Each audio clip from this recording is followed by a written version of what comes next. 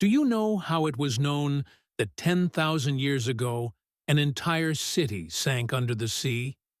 This story is about a human civilization that we know today as Atalantas. This haunting story of Atalanta was written by a famous philosopher of ancient Greece 2,000 years ago.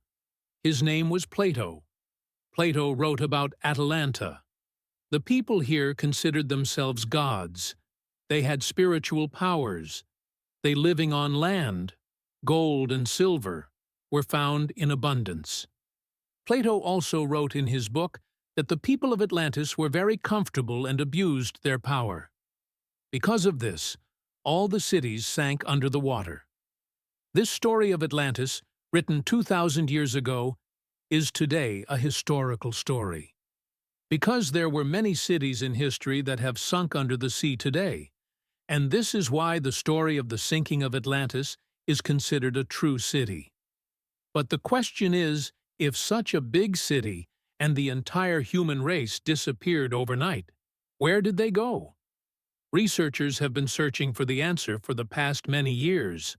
But in this research, scientists have discovered some information that makes it safe to say that we are very close to finding the sunken city of Atlantis after 11,000 years. Researchers have tried several times to find Atalanta in the sea.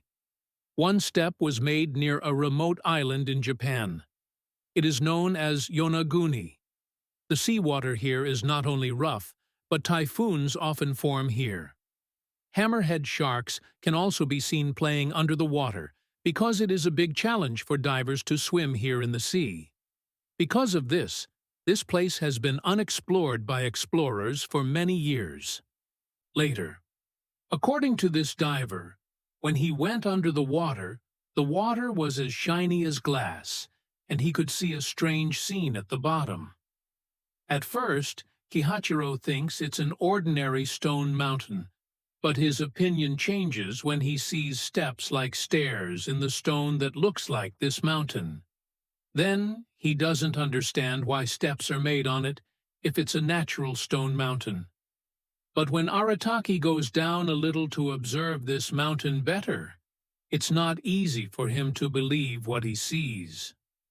Yes, this whole pillar was the size of 6 football fields, and its height, it was equal to the building.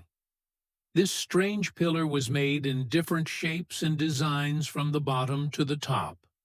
After seeing these, one thing can be said, that this big pillar in the deep sea is not natural, but man-made.